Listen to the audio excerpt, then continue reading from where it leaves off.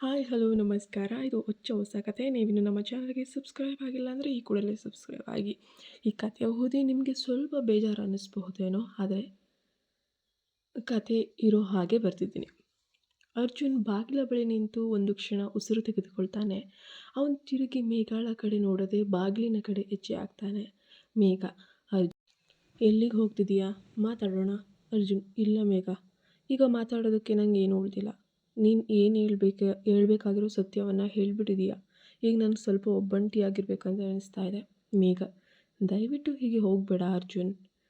ನಿನಗೆ ಯಾವಾಗಲೂ ವಿಹಾನ್ ನೆನಪಿನಲ್ಲೇ ಇದ್ದಾಗ ನಾನು ನಿನ್ನ ಪಕ್ಕದಲ್ಲೇ ಇದ್ದರೂ ಕೂಡ ಒಬ್ಬಂಟಿಯಾಗಿಯೇ ಇದ್ದೆ. ಮೇಘ: ನನ್ನ ಪಾಲಿಗಂತೂ ಈಗ ಖಾಲಿಯಾಗಿದೆ. ಅರ್ಜುನ್ ಬಾಗಿಲ ತೆರೆದು ಹೊರಗೆ ಹೋಗಿ ಹೆಜ್ಜೆ ಇಡ್ತಾನೆ. ಹೊರಗೆ ರಾತ್ರಿಯ ಕತ್ತಲು ಆವರಿಸಿತ್ತು. ಈಗ ಮೇಘಳ ಆತ್ಮಾವಲೋಕನ ನಡೆಯುತ್ತೆ. ಕೊಠಡಿಯಲ್ಲಿ ಉಳಿದ ಮೇಘ ಸೋಫಾ ಮೇಲೆ ಕುಸಿದು ಕೂರ್ತಾಳೆ. ಅವಳ ಕಣ್ಣೀರು ನಿರಂತರವಾಗಿ ಹರಿತಾ ಇದೆ.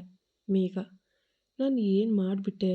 ನನ್ನ ನೋವನ್ನು ಮರೆಸ್ಕೊಳ್ಳೋಕೆ ನಾನು ಅವನ ನೋವಿಗೆ ದೂಡ್ಬಿಟ್ನಲ್ಲ. 6 ವರ್ಷ ನನ್ನನ್ನು ನಂಬಿದ್ದ ಅವನಿಗೆ ಎಷ್ಟು ದೊಡ್ಡ ದ್ರೋಹವನ್ನು ಮಾಡಿದೆ. ಅರ್ಜುನ್ ನನ್ನನ್ನು ದ್ವೇಷಿಸಲಿಲ್ಲ, ಬರೀ ದುಃಖಪಟ್ಟ. ಅದೇ ನನಗೆ ದೊಡ್ಡ ಶಿಕ್ಷೆ ಆಗೋಯ್ತಲ್ಲ. ಅವಳು ಫೋನ್ ತೆಗೆದು ಹಳೆಯ ಫೋಟೋಗಳನ್ನು ನೋಡಲು ಪ್ರಯತ್ನಿಸ್ತಾಳೆ. ಆದರೆ ಈಗ ಆ ಫೋಟೋಗಳಲ್ಲಿ ಪ್ರೀತಿ ಕಾಣ್ತಿಲ್ಲ, ಬದಲಿಗೆ ಅರ್ಜುನ್ನ ನೋವಿನ ಮುಖವೇ ಸುಳಿದಾಡ್ತಾ ಇದೆ. ಕೆಲವು ಗಂಟೆಗಳ ನಂತರ ಅರ್ಜುನ್ ಮನೆಗೆ ಹಿಂತಿರುಗ್ತಾನೆ. ಕೊಠಡಿಯ ಬೆಳಕು ಹಾರು ಹೋಗಿದೆ. ಮೇಘ ಕುಳಿತಲ್ಲಿ ನಿದ್ರೆಗೆ ಜಾರ್ತಾ ಇದ್ದಾಳೆ. ಅರ್ಜುನ್ ನಿಧಾನವಾಗಿ ಕೋಣೆಗೆ ಬರ್ತಾನೆ.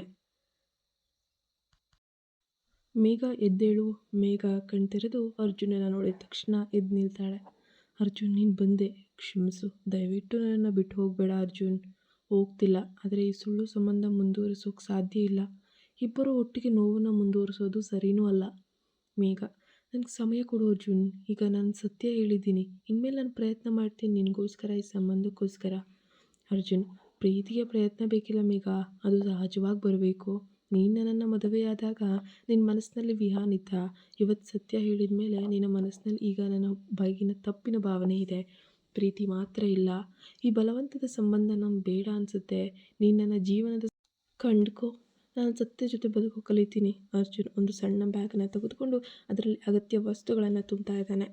ಅರ್ಜುನ್: ಇದು ನಿಮ್ಮ ಮನೆ, ನಾನೇ ಹೊರಡ್ತೀನಿ, ನಿನ್ನ ನೆಮ್ಮದಿ ಸಿಗಲಿ.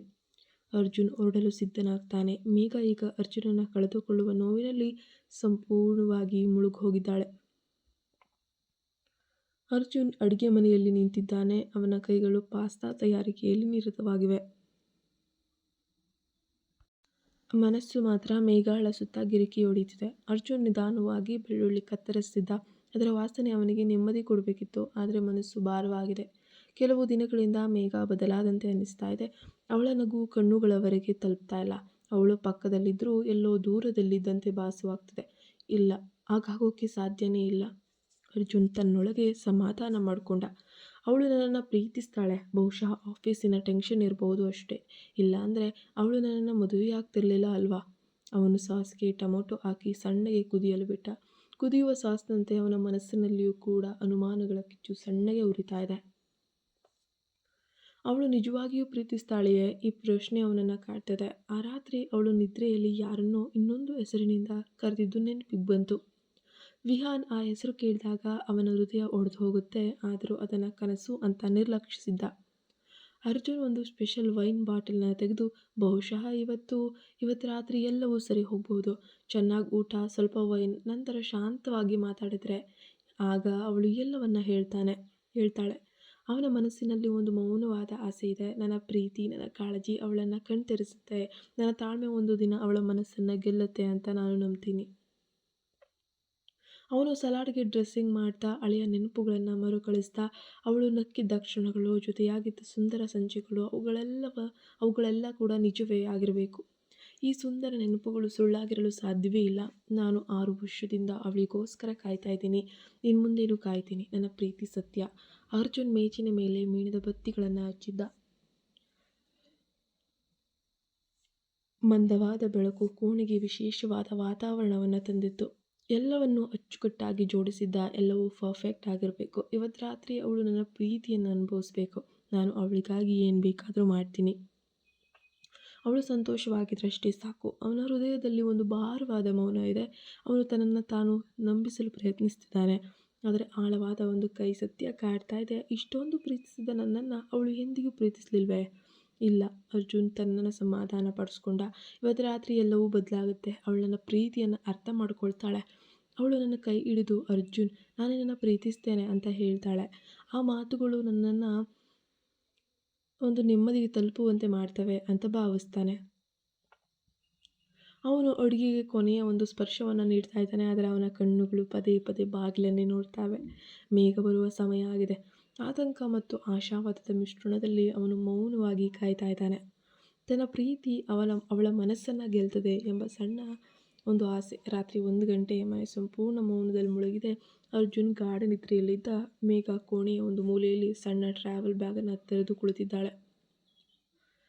ಟ್ರಾವೆಲ್ ಬ್ಯಾಗ್ನೊಳಗೆ 2 ಜೊತೆ ಬಟ್ಟೆ, ಒಂದು ಟೂತ್ ಬ್ರಷ್, ಅವಳ ಪರ್ಸ್ ಇವೆ. ಹೊರಡಲು ಬೇಕಾದ ಸಿದ್ಧತೆ. ಮನಸ್ಸಿನಲ್ಲಿ ಮಾತ್ರ ಆ ನಿರ್ಧಾರಕ್ಕೆ ಸಿದ್ಧತೆ ಇಲ್ಲ. ಅವಳ ತನ್ನ ಎಡಗೈಯನ್ನು ನೋಡಿದ್ಲು. ಅಲ್ಲಿ ಉಂಗುರ ಬೆರಳಿನ ಬಿಗಿಯಾಗಿ ಕುಳಿತಿತ್ತು.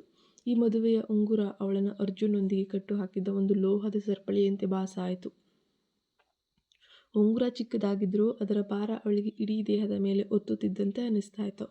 ತನ್ನ ತಪ್ಪಿನ ಮತ್ತು ಸುಳ್ಳಿನ ಭಾರವೆಲ್ಲ ಆ ಸಣ್ಣ ಉಂಗುರದ ಮೂಲಕ ಕೈಗೆ ವರ್ಗಾವಣೆಯಾದಂತಿತ್ತು.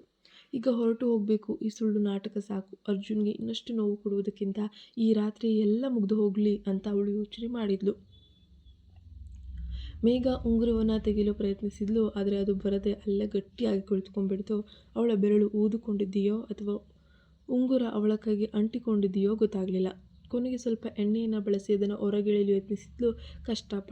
ಕಷ್ಟಪಟ್ಟು ಅದನ್ನು ಹೊರತೆಗೆದಾಗ ಆ ಜಾಗದಲ್ಲಿ ಒಂದು ಬಿಳಿ ಗೆರೆ ಮಾತ್ರ ಉಳಿದಿತ್ತು. ಉಂಗುರ ಬಿಟ್ಟರೂ ಅದರ ಗುರುತು ಮಾಯವಾಗಲಿಲ್ಲ. ಅವಳು ಆ ಉಂಗುರವನ್ನು ತನ್ನ ಪರ್ಸ್ಗೆ ಹಾಕಲು ಹೋದ್ಲು. ಆದರೆ ಏನೋ ಅವಳನ್ನು ತಡೆಯಿತು. ಒಂದು ಕ್ಷಣ ಯೋಚಿಸಿದ್ಲು. ಬಾಗಿಲು ದಾಟಿ ಹೊರಗೆ ಹೋದ ತಕ್ಷಣ ಜನ ಏನು ಹೇಳ್ತಾರೆ, ಅದೇ ಸಮಾಜದ ಭಯ ಅವಳನ್ನು ತಡೆದ ದೊಡ್ಡ ಶಕ್ತಿಯಾಗಿತ್ತು. 6 ವರ್ಷ ಸಂಸಾರ ಮಾಡಿದವಳು ಹೀಗೆ ಅರ್ಧ ರಾತ್ರಿ ಹೊರಟು ಹೋದ್ಲಲ್ಲ. ಕಾರಣ ಏನು? ಅವಳು ಚೆನ್ನಾಗಿದ್ದವಳಲ್ಲ, ಅದಕ್ಕೆ ಗಂಡ ಬಿಟ್ಟಿರೋದು. ಛೇ, ಅರ್ಜುನಂತಹ ಒಳ್ಳೆಯವನಿಗೆ ಅವಳು ಮೋಸ ಮಾಡಿದ್ಲು. ಈ ಮಾತುಗಳು ಅವಳ ಕಿವಿಯಲ್ಲಿ ಗುನುಗಿದ್ವು.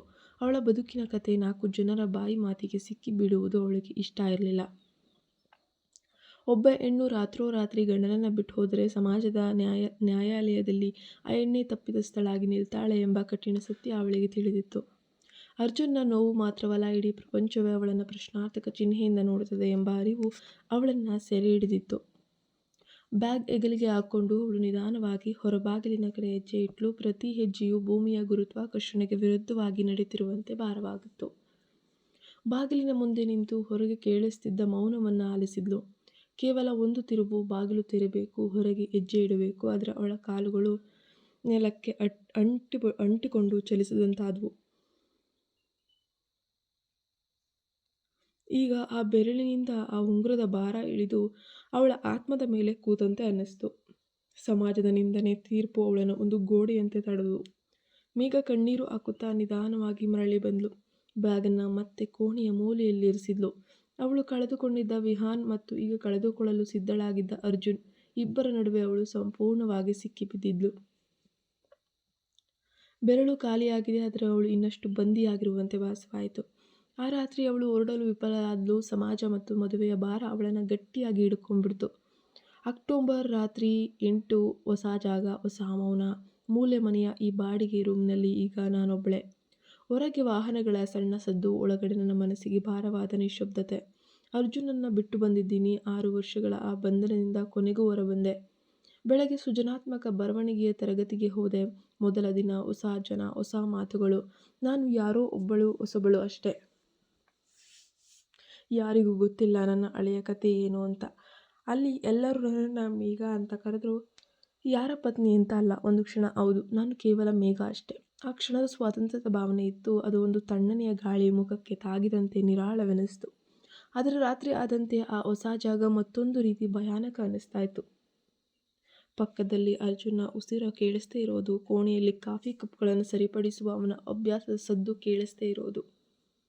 ಇವೆಲ್ಲ ಒಂದು ದೊಡ್ಡ ಖಾಲಿತನವನ್ನು ಸೃಷ್ಟಿಸಿವೆ. 6 ವರ್ಷಗಳ ಸುಳ್ಳು ಸಂಬಂಧವೇ ಇರಬಹುದು, ಆದರೆ ಅದು ಒಂದು ಆಸರೆಯಾಗಿತ್ತು. ಒಂದು ನಂಬಿಕೆಯಾಗಿತ್ತು. ಆ ಆಸರೆ ಈಗ ಕಳಚಿ ಬಿದ್ದಿದೆ. ನನಗೆ ಇವತ್ತು ವಿಪರೀತ ಒಂಟಿತನ ಅನ್ನೋದು ಕಾಡ್ತಾನೇ ಇದೆ. ಆ ಒಂಟಿತನ ಸುಖಕರವಾದದ್ದು ಎಂದು ಹೇಳಲಾಗುತ್ತಿಲ್ಲ, ಆದರೆ ಅದು ನನ್ನ ಸ್ವಂತ ಒಂಟಿತನ. ನಾನು ಈಗ ನನಗಾಗಿ ಜಾಗ ಮಾಡ್ಕೊಂಡಿದ್ದೀನಿ. ಅರ್ಜುನ್ಗಾಗಿ ಅಲ್ಲ, ವಿಹಾನ್ ನೆನಪಿಗಾಗಿ ಅಲ್ಲ, ಬರೀ ನನಗಾಗಿ.